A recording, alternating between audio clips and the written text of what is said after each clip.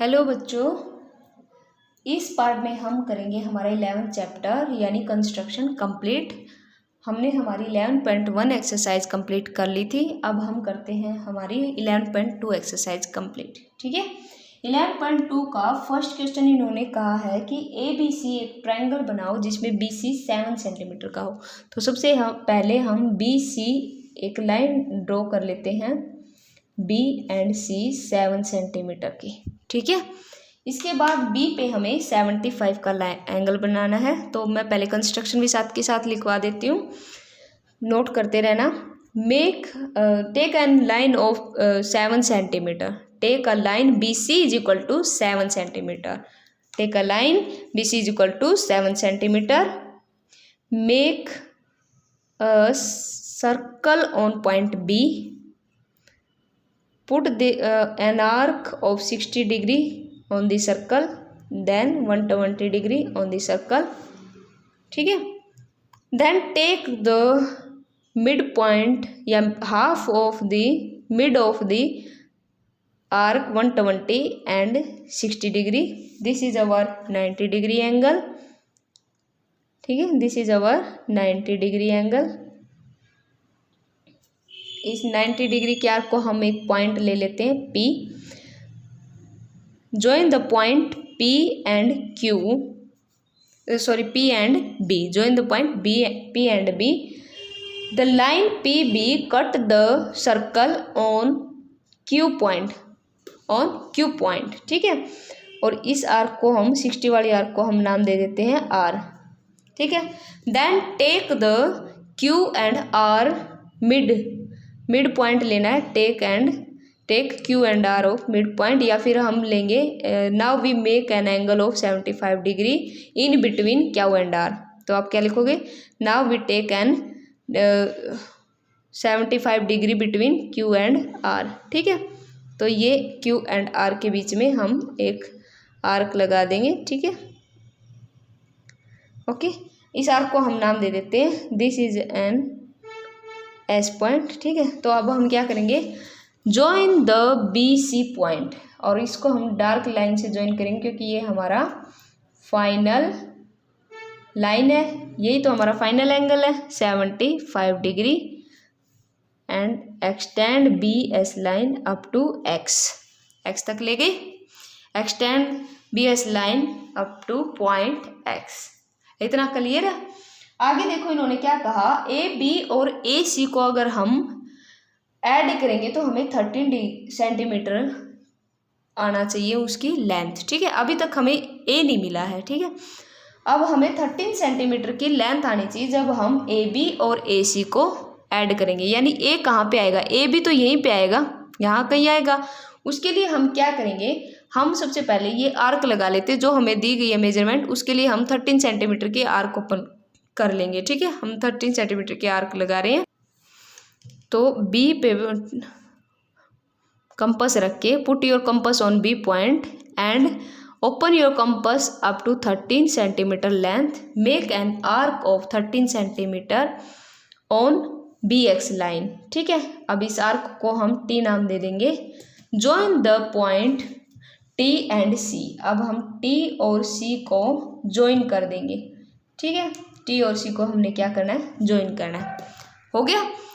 Now take the bisector of T and C. अब हमें T और C का बाइसेक्टर, इस लेंथ का बाइसेक्टर लेना है. इसके लिए हम क्या करेंगे, हाफ से ज़्यादा हमने अपने कंपास को खोलना है और एक आर्क लगा देनी है. लगा दी, ये आर्क हो गई. अब हमें T पे रख के इस आर्क को कट कर देना है. ठीक है, मैं इसको कट कर देती हूँ. देखो मैंने दोनों तरफ आर्क लगा दी. Now join these two arc. इन दोनों आर्क को हमने क्या करना है, ज्वाइन करना है. ठीक है, ये थोड़ी सी यहाँ से होके जाएंगी. दीज टू आर्क्स, या ये कहो कि TC bisector cut the line TB on point A पे लाइन पे कट कर रहा है. ठीक है, तो ये थोड़ा सा इस जो सर्कल है इससे थोड़ा सा ऊपर है, हल्का सा ऊपर आएगा. ठीक है, आप जब बनाओ तो ध्यान रखना. Join A and C point. Join A and C point ये ए और सी पॉइंट हो गई। दिस इज आवर, लास्ट आपका कंस्ट्रक्शन में पॉइंट होगा, this is our required triangle A B C. ये हमारी रिक्वायर्ड ट्रायंगल है ए बी सी। ठीक है, अब हम इस ए बी और ए सी को ऐड करेंगे तो 13 सेंटीमीटर की लेंथ के इक्वल आएगा। ठीक है, अब हमें इसकी जस्टिफिकेशन में लिखनी है कि इस कंस्ट्रक्शन की जस्टिफिकेशन कैसे लिखेंगे। लिखो, इसके लिए मैं लिख के दिखा रही हूँ कि A is perpendicular on, A is perpendicular bisect the line B C. B C की लाइन को कट कर, ये परपेंडिकुलर बाइसेक्ट है ये। A is the perpendicular bisector of line, perpendicular bisector था ना, of line B C. Okay, इसके बाद हम क्या करेंगे कि जो अगर ये परपेंडिकुलर बाइसेक्टर है तो हम क्या कह सकते हैं कि, तो देखो ये बाइसेक्टर है पूरी बी सी लाइन का, तो ए परपेंडिकुलर में बैठा है। ठीक है, तो बाइसेक्टर कहाँ तक था, अब ये कहाँ पे था, ये टी से ये हमारी बी एक्स लाइन बोलो या बी टी पॉइंट बोलो।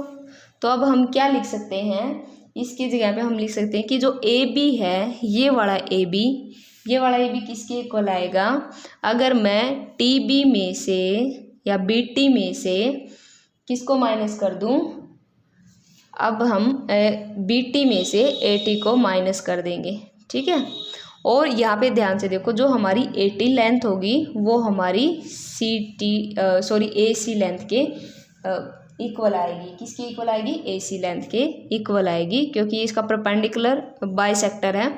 तो हम इस टी बी यानी बी टी को और इस ए टी की जगह पे मैं ए सी लिख सकती हूँ, तो ये मैंने लिख दिया ए सी। ठीक है, अब इस ए सी की जगह पे मैं क्या लिख सकती हूँ, ए बी प्लस ए सी कितना आ जाएगा, बी टी, ये आ जाएगा बी टी। और देखो मैंने बी टी की आर्क कितनी लगाई थी, बी टी की आर्क मैंने 13 सेंटीमीटर की आर्क लगाई थी ना, तो क्या मैं यहाँ पे ये लिख सकती हूँ A B plus A C is equal to 13 centimetre. ठीक है, तो यही हमें प्रूफ करना था। हो गया, तो ये था हमारा फर्स्ट क्वेश्चन। अब हम एज इट इज करना है हमें सेकंड क्वेश्चन। सेकंड क्वेश्चन देखो, सेकंड क्वेश्चन में इन्होंने हमें कहा है कि बी सी एक लेंथ लो, बी सी एक लेंथ लेनी है हमें 8 सेंटीमीटर की। ठीक है, मेजरमेंट कर ली हमने, बी सी हमने 8 सेंटीमीटर की लेंथ ले ली। अब कंस्ट्रक्शन आपको खुद लिखनी है। ठीक है, बी पे हमें 45 डिग्री का एंगल बनाना है। ठीक है, तो बी पे 45 डिग्री के एंगल से पहले हम क्या करेंगे, हम 90 डिग्री का एंगल लेंगे, क्योंकि 90 का हाफ कितना होता है, 45 होता है। तो हम 90 डिग्री का एक एंगल ड्रॉ कर लेंगे। ठीक है, और ये मैंने बता चुकी हूँ, 90 का हाफ हम 45 बनाते हैं, ये हमने फर्स्ट एक्सरसाइज में किया था। ठीक है, तो कहाँ से लेंगे हम हाफ लेंगे इस पॉइंट से और इस पॉइंट से। ठीक है, इन दोनों के बीच से हम 45 डिग्री का एंगल बना लेंगे। तो देखो ये है हमारा 45 डिग्री का एंगल। आगे इन्होंने क्या कहा है कि हमारे पास बी सी है, ए बी नहीं आया है अभी। फर्स्ट क्वेश्चन की तरह हमें ए बी भी बाद में मिलेगा। ए बी माइनस ए सी करेंगे तो 3.5 सेंटीमीटर के इक्वल आना चाहिए। तो हमें फिर से 3.5 सेंटीमीटर की एक मेजरमेंट लेनी है और उस पर एक आर्क लगा देनी है। ठीक है, तो ये हमारा कोई पॉइंट होगा, इस पॉइंट को हम नाम ले देते हैं डी। ठीक है, बी सी डी। अब हमें क्या करना है, बी सी डी लेना है। उसके बाद हमने क्या किया था, join D and C, D C को ज्वाइन करेंगे, कर दिया। अब हमें इस डी सी का क्या लेना था, पिछले क्वेश्चन की तरह हम इसका क्या लेंगे, परपेंडिकुलर बाइसेक्टर लेंगे। ठीक है, हाफ से ज़्यादा खोलेंगे और परपेंडिकुलर बाइसेक्टर लगा देंगे। ओके, परपेंडिकुलर बाइसेक्टर देखो, अब हम इस लाइन का परपेंडिकुलर बाइसेक्टर करते हैं। देखो ये इस लाइन का, डी सी लाइन का परपेंडिकुलर बाइसेक्टर है, जो बी एक्स लाइन को कहाँ पे कट करा है, इस पॉइंट पे, इसको हमने ए नाम देना है।